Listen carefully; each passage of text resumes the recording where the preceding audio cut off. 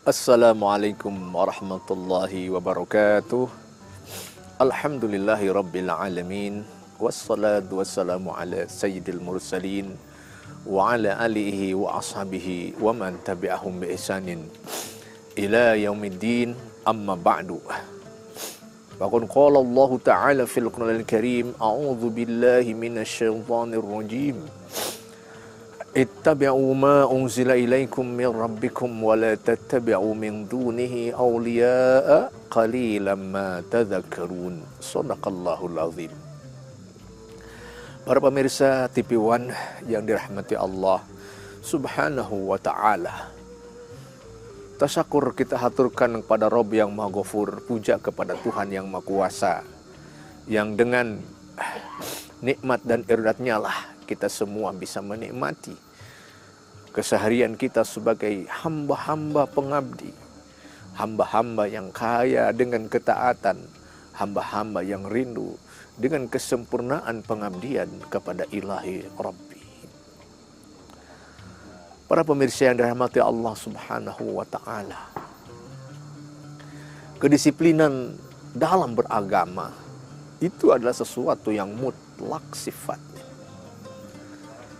Karena agama ini memiliki dimensi yang disebut dengan ta'abbudi, alias aturan ibadah yang sudah sangat given, yang sudah sangat permanen, yang sudah sangat jelas sifat dan aturannya, sehingga tidak boleh ada intervensi akal.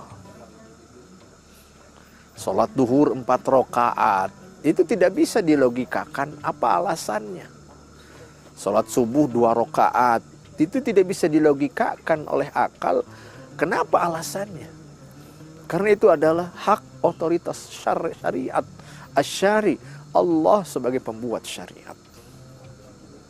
Ya, jadi aspek ta'abbudi ini mau tidak mau harus benar-benar dibaca dengan baik, dibaca dengan benar, dibaca secara utuh oleh setiap diri kita.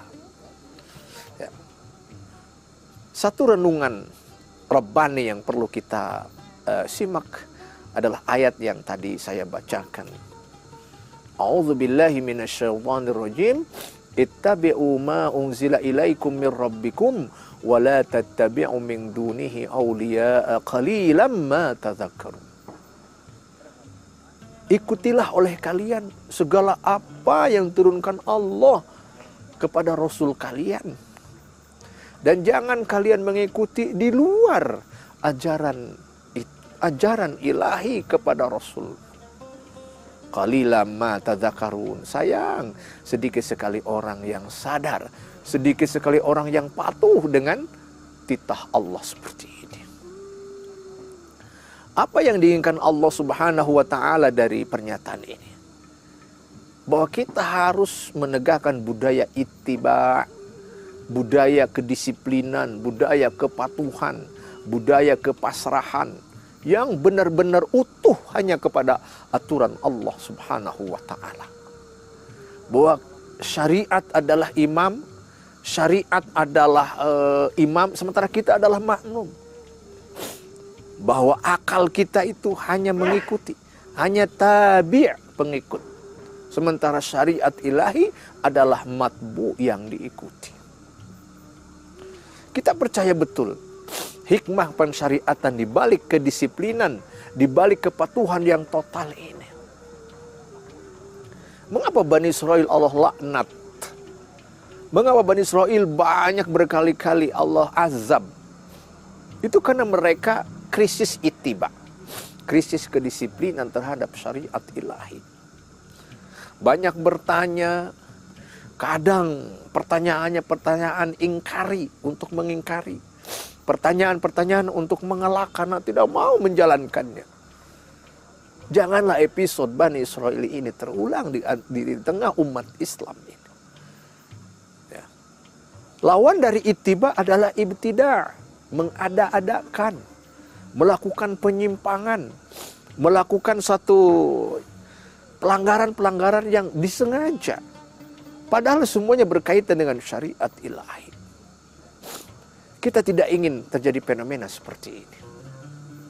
Ya.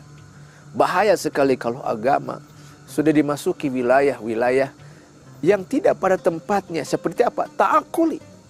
Dominannya peran akal dalam menentukan, dalam membaca, dalam memahami syariat yang pada ujungnya terjadi pengkerdilan sisi-sisi ta'abbudi, dimensi ibadah dari agama itu sendiri. Dan ini adalah awal dari krisis kedisiplinan dalam beragama. Ya. Allah Subhanahu wa taala mengapa menurunkan Al-Qur'an? Jawabannya jelas. Itu sebagai hudal linnas wa bayyinatin minal huda wal furqan. Petunjuk bagi manusia, pembeda antara hak dan yang batil. Artinya ini gambaran bagi kita sekalian bahwa apa yang kita nikmati, apa yang kita jalani sekarang dalam agama, semuanya adalah dalam bingkai. Kita taat di atas segalanya, menyingkirkan ego-ego, rasionalisme ketika menjalankan hal yang bersifat syar'i, ta'abbudi. Para pemirsa TV One yang dirahmati Allah Subhanahu wa taala, betapa kita mendambakan sekali umat-umat yang disiplin kepada syariat Allah. Para umara yang begitu tegas mengawal tegaknya aturan-aturan ilahi dalam semua bidang kehidupan. Ulama-ulama yang terus mengawal pemahaman, mengawal ijtihad, mengawal istinbat, mengawal upaya elaborasi agama dalam bentuk implementasi yang nyata dalam keseharian. Indah sekali kalau semua terjadi. Disiplin dalam beragama, disiplin dalam terhadap syariat ilahi yang suci. Sekulerisme yang terjadi di barat, biarkan itu adalah zona domain mereka. Eropa pernah punya trauma karena ada benturan antara agama dan gereja, antara agama dengan negara. Ya, mohon maaf, ada benturan antara agama dan negara. Ketika hegemoni agamawan di Eropa masa lalu begitu dominan, sehingga muncul teriakan ingin membebaskan dari belenggu agama. Ya. Islam tidak mengenal adanya dikotomi, tapi yang ada adalah wad'u syai'in fi mahallihi, menempatkan sesuatu pada tempatnya. Kita ingin sekali Indonesia adalah, ya betul, seperti sudah kita tahu, Indonesia bukan negara agama, tapi juga bukan negara sekuler. Sebuah ijtihad yang indah dari para ulama menerima Pancasila sebagai ijtihad final umat Islam.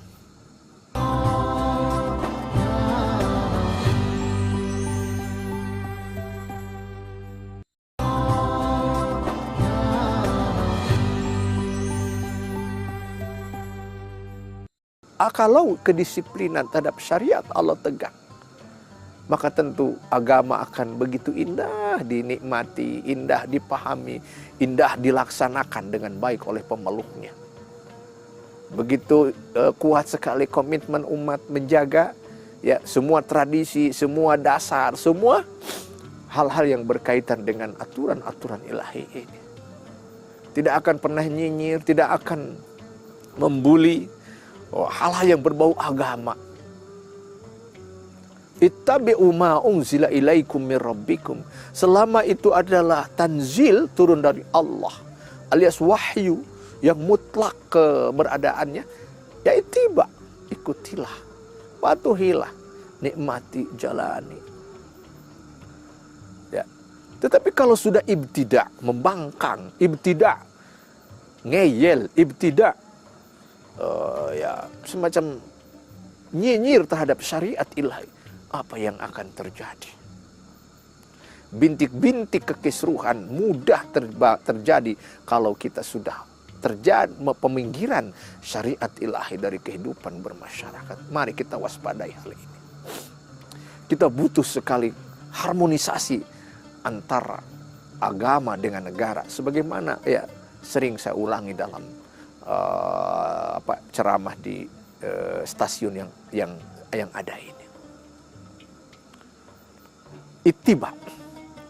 Tetapi walaupun ittiba, Islam membolehkan ya, membolehkan upaya-upaya kreatif, inovatif untuk ijtihad.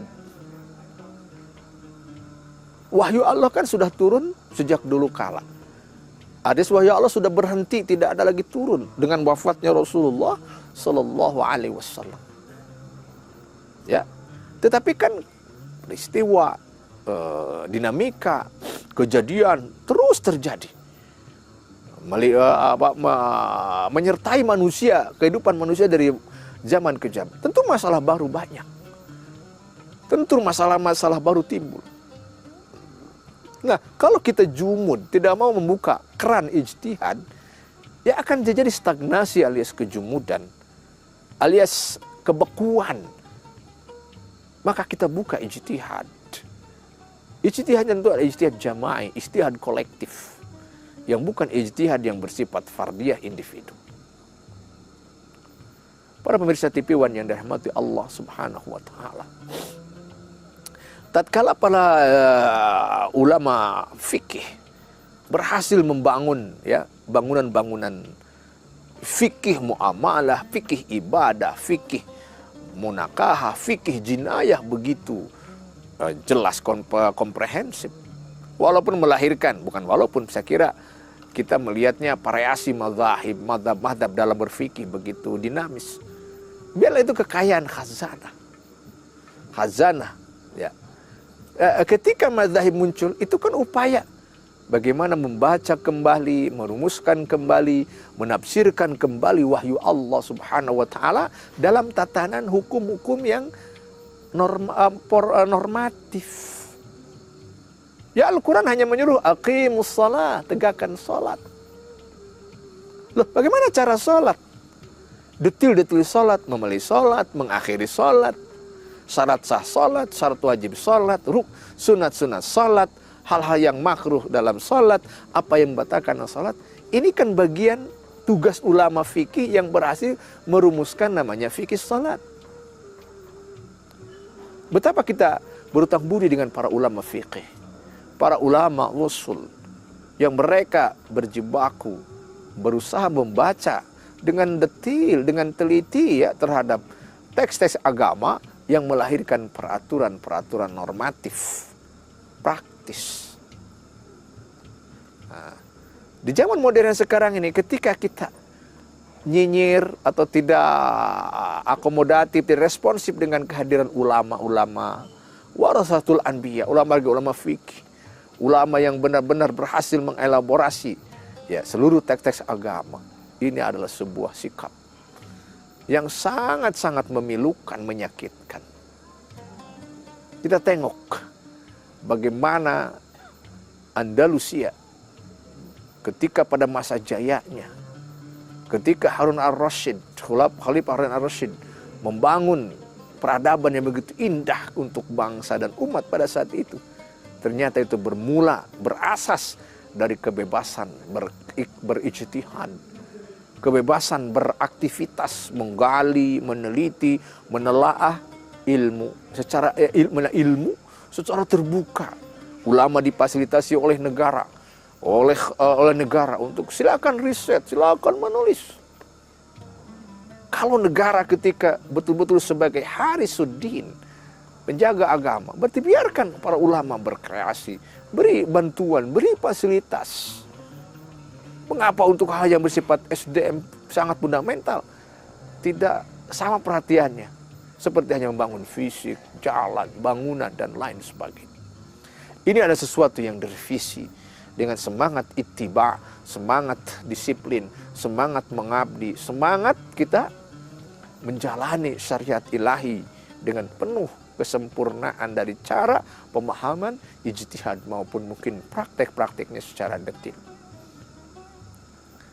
Para pemirsa yang dirahmati Allah Subhanahu wa Ta'ala, sungguh tatkala agama ini lahir sebagai inspirasi, tentu ini akan menjadi obat ataupun menjadi solusi dari kegelisahan umat manusia, dari ketidaktahuan manusia, dari ketertutupan mungkin informasi, Agama datang untuk sebagai informan. Apalagi Islam dengan ajaran, dengan dimensi akidahnya, dimensi tauhidnya, Masya Allah. Itu menyingkap semua hal yang ghaibiyat, hal yang bersifat metafisik, hal yang bersifat supranatural. Sehingga apa yang terjadi? Tersingkaplah seluruh misteri-misteri yang bersifat filosofis yang belum diketahui oleh manusia. Bukankah ini fungsi dari agama, para pemirsa TPWA dimanapun berada?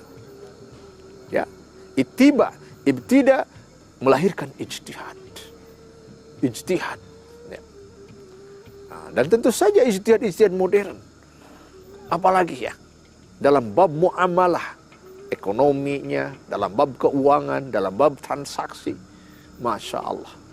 Bab fikih muamalah ini adalah warisan terbaik dari para ulama-ulama untuk kita melakukan satu transaksi abad modern dengan syar'i, ya, dengan melahirkan inovasi-inovasi yang sangat cemerlang, brilian, sehingga Islam, agama, benar-benar menjadi problem solver dari apapun permasalahan, termasuk dalam ekonomi, termasuk dalam financing, termasuk dalam hal bagaimana entrepreneurship, wirausaha dan lain sebagainya.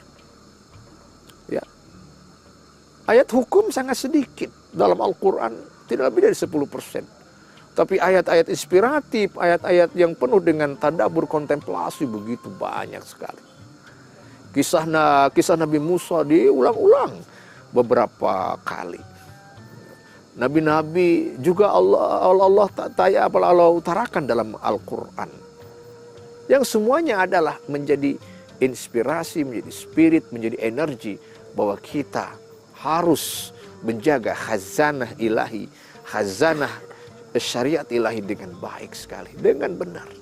Termasuk nanti kehadiran daulah, kehadiran sultan, kehadiran umara yang benar-benar mengawal dengan tegas, mengawal dengan cerdas akan eksistensi agama yang digawangi oleh para ulama.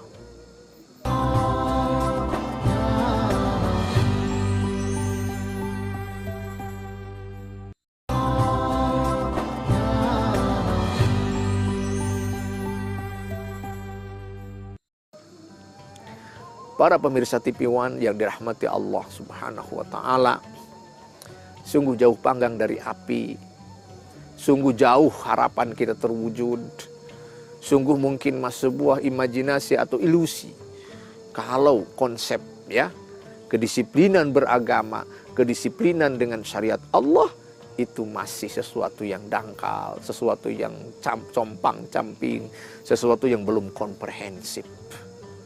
Ada waktu, ada proses, harus ada keinginan memang, ya. Bagaimana peran para ulama mencerdaskan umat ini. Peranan umara mengawal program edukasi, bimbingan keumatan ini. Peran teknokrat, birokrat adalah menyediakan infrastruktur agar bagaimana keharmonisan antara din dengan sultan ini benar-benar terwujud dengan baik, terwujud dengan sempurna dan paripurna. Masya Allah, tabaraka wa ta'ala. Ya, apa yang terjadi? Bahwa ketika sekularisme muncul karena perlawanan antara agama dan negara. Karena terjadi bentrokan pemikiran, yang satu ingin menghegemoni satu yang lainnya, maka ini adalah cerita masa lalu yang tidak pernah kompatibel alias relevan dengan Indonesia.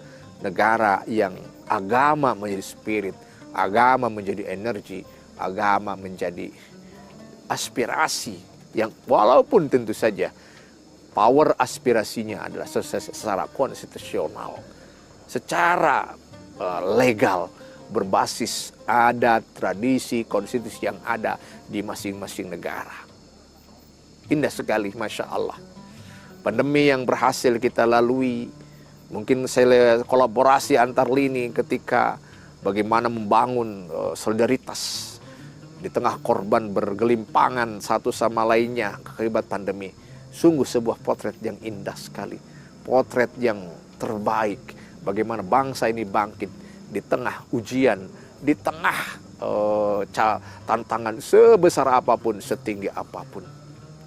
Mari budaya ini, khazanah ini, warisan ini kita jaga. Para pemirsa dimanapun berada. Ya, kita adakan, kita jauhkan dari stigma-stigma yang tidak pada tempatnya terhadap agama ini.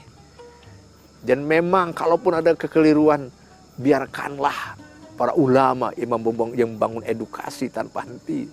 Ya, bimbingan-bimbingan yang begitu sistemik agar nanti ya fikroh-fikroh atau tidak pemahaman yang salah itu bisa diluruskan kembali.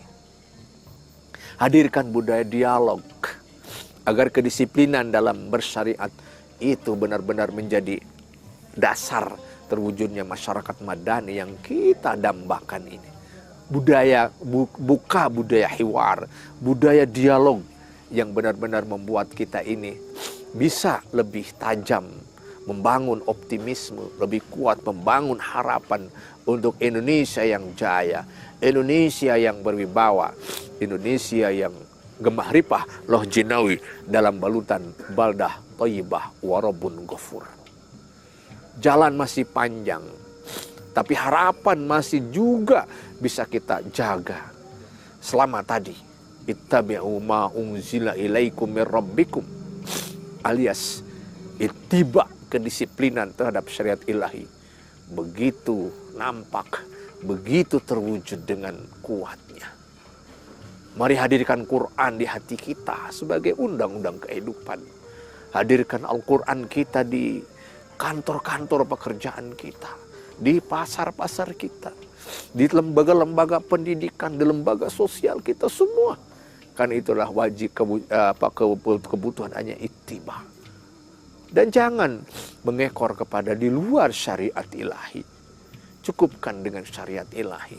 Hadirkan kedisiplinan, maka Allah, ya, ketika Allah menurunkan hidayah, tentu ada sabab musabab.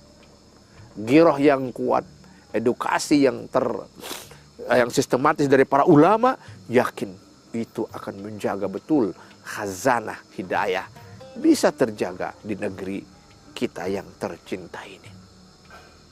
Karenanya, apapun dan bagaimanapun, segala dinamika, segala tantangan, biarkan itu menjadi satu seni kehidupan. Seni untuk kita lebih matang, lebih kuat, lebih inovatif. Bagaimana mengkompromisasikan antara din dengan daulah, antara Al-Quran dengan sultan secara baik, secara bijak, secara proporsional. Harapan kita sekalian, Muslim Indonesia adalah role model bagi Muslim di negara belahan dunia lainnya. Muslim yang benar-benar inspiratif, menginspirasi nilai-nilai rahmatan lil alamin, menciptakan nilai-nilai wasatiyah kepada seluruh, sehingga agama Islam benar-benar menjadi penyejuk bagi peradaban manusia. Apa yang dilakukan secara keliru oleh sebagian kecil umat Islam, janganlah itu dijadikan alasan untuk menyudutkan mayoritas umat Islam yang banyak ini. Berbuatlah yang objektif, yang proporsional. Bagaimana kesalahan dalam beragama jangan menjadi penyebab mendiskreditkan agama itu sendiri. Salah pemahaman bukan hanya milik satu agama. Radikalisme bukan hanya milik suatu agama. Radikalisme bukan hanya milik satu negara. Siapapun akan terjerat dengan yang namanya radikalisme. Pasti. Tapi kita punya rem, kita punya kompas.